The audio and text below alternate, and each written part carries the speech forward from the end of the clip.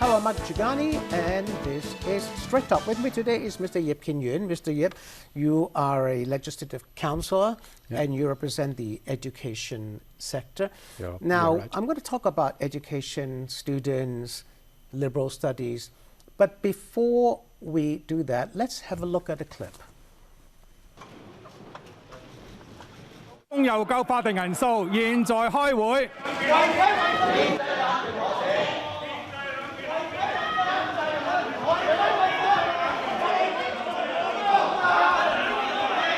翻返你個座位。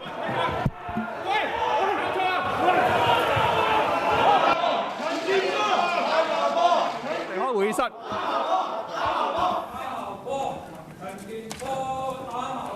大家睇到啦嚇，李慧瓊議員呢係得到40票嘅，我宣布李慧瓊議員呢係當選2019-19年度內會嘅內務委員會主席嚇，多謝啦。 Now that happened yesterday, Right. in the Legislative Council. You were there. Yes. A couple of weeks ago, a very similar thing happened. This was about the election of a committee. The House Committee. The House Committee. And then, of course, you're from the democracy camp. Right. And did you take part in that fighting? Not really fighting, but I was there. That kind of standstill and the surrounding. Yes, I was there. I'm part of. Now, this is like, as I said, twice in 2 weeks. Where is it taking us? I mean, is this solving any problems? No, not at all. But I think this is a sign of a really big problem. That is, in the House Committee, we have a problem that we have been electing the chair of for 7 months. Yes. There's been filibustering. So this is of course some problem, but a bigger problem came in, and then for example the president of the Legislative Council sought outside advice from some legal practitioner, and then the chair of the House Committee, Starry Lee, immediately took that advice Right. as a kind of decision. You were not I consulted, don't- right? The Pan-Democrats were not consulted that We they were sought not legal consulted, advice. and there should be a formal explanation from the in-house legal advisor, and then it should be discussed and accepted by the House Committee, and then become new. I understand. But without all those due procedure, it was already taken as a decision. I understand So that, this is illegal. But does this solve the problem, just going So in there it and doesn't. fighting? Of course, it doesn't solve the problem. But the problem is there. No fighting is not solved. Fighting is not solved. So the problem is there. It shows that someone is causing a lot of problem because they do not follow the rules. Well, yesterday, Starry Lee was then elected chairman of the House Committee with 40 votes. None of you voted, so it was 40-0, which in some ways is a hollow victory, of course, because all the establishment members voted for her, and all of you did not vote. So it's 40-0. But it was not supposed to be a meeting in that way. So that meeting was not proper. It is not legitimate. So I think, why we were absent and did not cast our votes, because we did not think it is legitimate. Okay, so it's a stalemate. I don't know how you can solve this problem. LegCo is going to, I think, go into recess in July or thereabouts, right? Yes. September, there's going to be an election. Now, those kind of scenes, right, are being attacked by the central government, attacked by the establishment camp, and they say that you people are just causing trouble in LegCo. Is that going to help you or hurt you in the September LegCo elections? I think the people will see by themselves, and they will make their own very clever judgment, and I think they will know that it's because the pro-establishment camp trying to kidnap the whole Legislative Council by some outside legal advice. So it's not proper. So the whole thing is not legitimate. So how can this kind of thing be accepted? So I think people who support democracy, support rule of law, would not support, who should not support. So are you saying that the establishment camp people will be voted out? I hope so. It depends on the people, the voters. I think. Do you think they'll vote for the democracy camp or the other side? No, if we judge from the previous experience in the district council election, I think the more mistakes, the more the wrong things conducted by were made by the pro-establishment camp, they will be punished.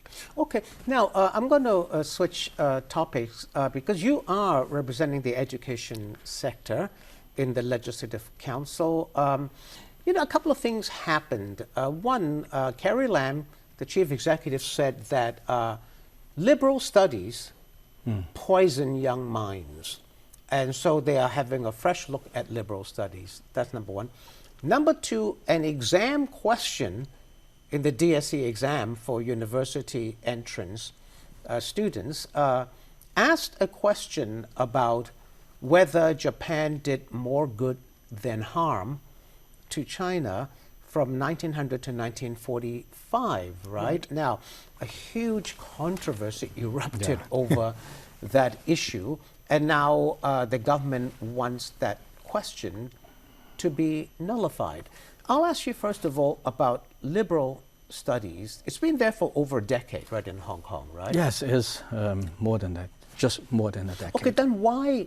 Now, they say that the government says, or Carrie Lam says, it is corrupting young minds, and they used the reason that during the protests last year, the majority of people out there were students and young people. So they say that that affected their thinking. They became radicalized because of liberal studies. There are old people. There are people of all ages, in fact. And I think about it, they took to the street not because of what they learned from the school. The old people went out to the street not because they learned something in the school, but because of what the government was doing, what the policeman was doing. But it was the young people that threw petrol bombs and fought with the police, not the old people. Of course, the young people are more enthusiastic in whichever era. I think young people are more enthusiastic, passionate, and they may be more radical. But why they are so angry? So the root cause is not because of something they learn. You learn a lot in the school, and the teachers told you a lot of things. Do you follow all what they teach you? It's not. There are accusations that the teachers themselves are biased because they are supporting of the democracy camp. No, I think most of the teachers would support democracy, but they don't necessarily support a particular camp. And the most important, what I meant was the way they teach. The most important thing is teachers. If they are professional, and I believe that most teachers in Hong Kong are professional, should keep their own political belief to themselves when they are teaching. So they should present to the students different perspectives, different materials, different viewpoints, and ask students to discuss, elaborate, and then make up their mind. How exactly are liberal studies taught in school in Hong Kong? Actually, teachers have to be trained, and then they know how to conduct the classes, and then usually they will pick up different themes according to the curriculum of the subject, and then they will pick up different themes and different topics, and they will present to students different materials, and students are also sometimes they will be asked to collect their information as well. So it's very, very open. So it's actually aiming at nurturing the open minds. Open mind. So why have so many young people, especially students, around 8,000 people have been arrested during the protests, right? And a lot of them are young students. Why have they become so radicalized? And you can see, apart from those young people, there are people of all ages. So don't just look at the young people. I know, but around a third of them are young people who've been arrested. A third of the population are young people in Hong Kong. I know, but some of them are like teenagers, pre-teens. Yes. What made them become so radicalized? The government says it's because of liberal studies. And there is no evidence at all. They could not give any evidence. And Carrie Lam, in one of the recent press conferences, she was asked to give evidence. She told the reporters, people told me that, a lot of people told me that this was because of the subjects of liberal studies. So it's just some people's guess. And according to research with evidence, there is no linkage between the teaching of liberal studies and the radicalization of the young people. Okay, back soon, don't go away.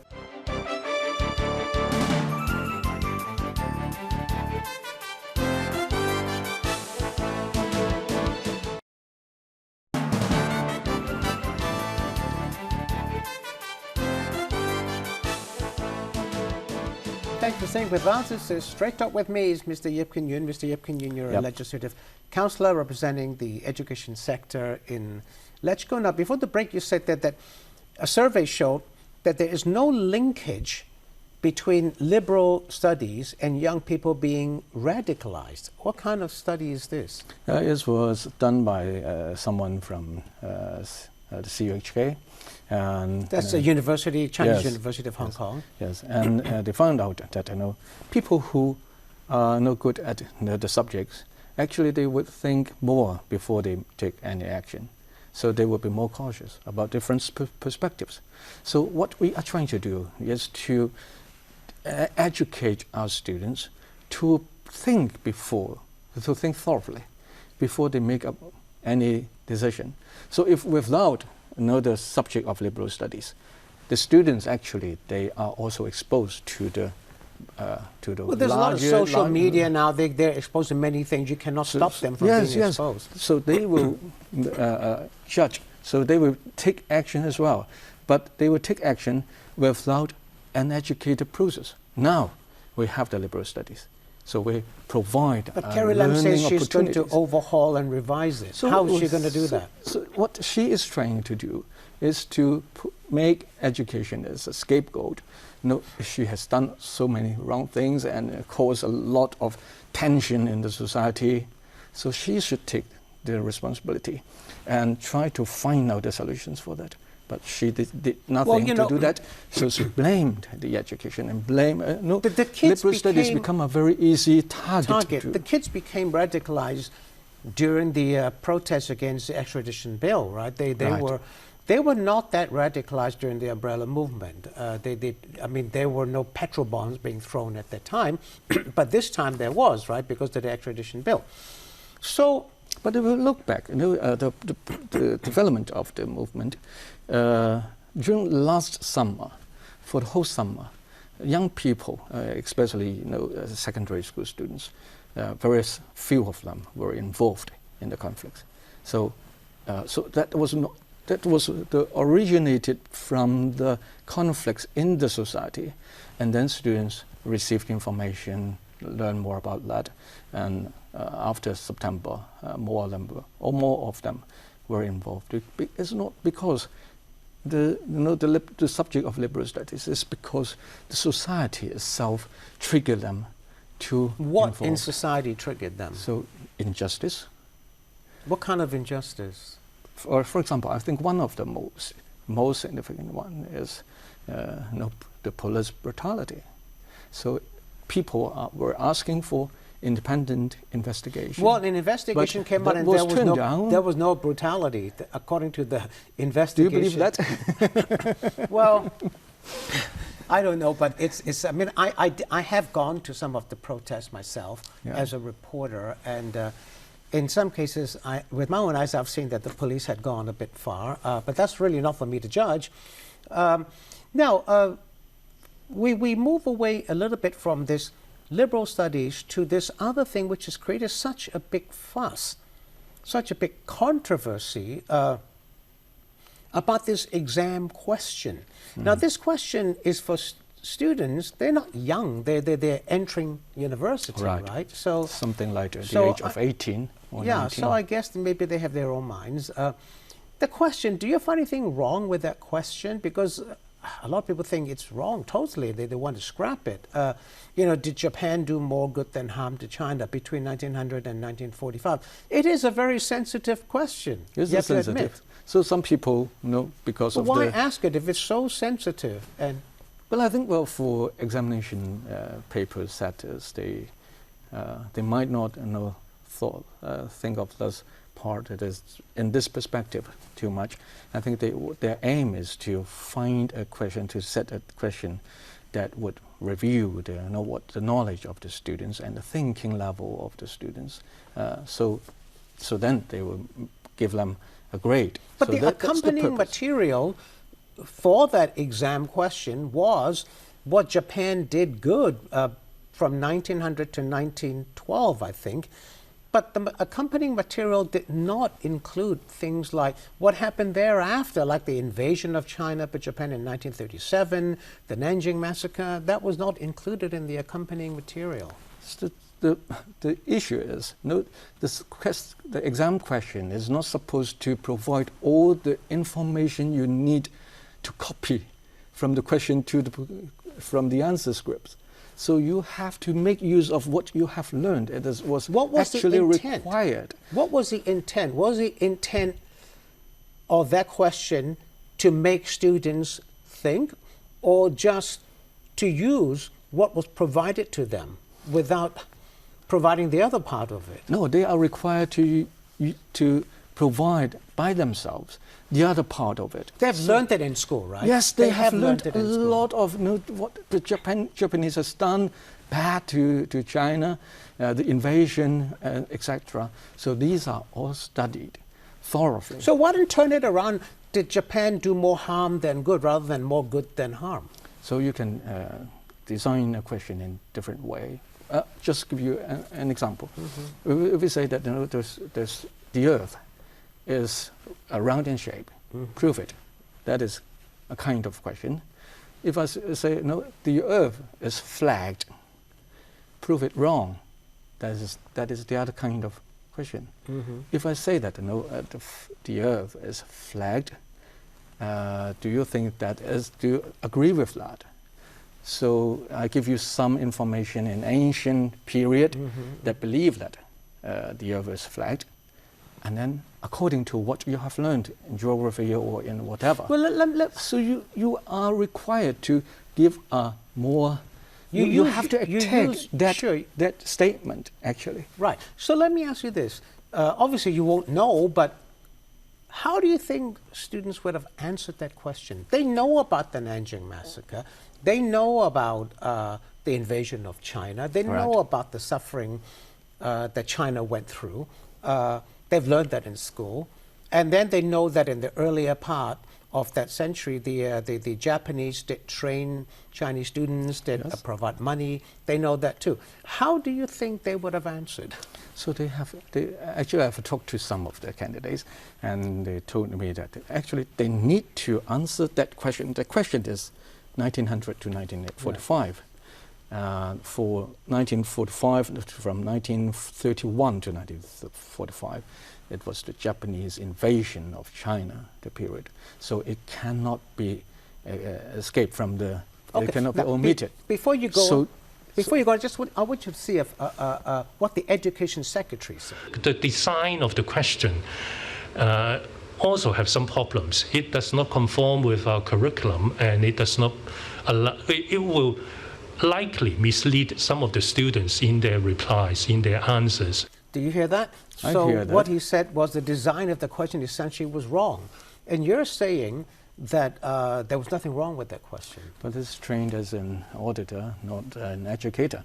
You know, we are talking about professional judgment, and we are talking about whether the question is designed according to the curriculum guideline. I just want to ask. So we should ask this question to the history teachers, the scholars, and I think you will find that most history teachers will tell you that this is actually a very ordinary question you can see in the history subject. I was asking you, how do you think students would have answered? You think that they would have said actually that it was bad? they have to write about the war, and if the Japanese invasion of China is omitted, how can you find the answer, an acceptable one, in such a question? But no, what I meant was, do you think they would have answered that Japan did more good or did more harm? So if you write down invasion and all these kind of things, all the bad things done by Japan,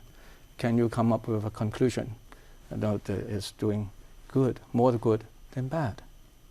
So the conclusion must be natural conclusion from the historical facts you cited in the answers. I would have thought that the government, 5,200 students took part in this exam. Yeah. I would have thought that it would have been in the interest of the government to see how they answered the question, rather than saying the question must be nullified. Yes, we can take a look at what's going on. Actually, we when come back to the example I raised. If I ask you if the Earth is flat, prove it. Do you agree with it? So would you automatically agree with me that the Earth is flat?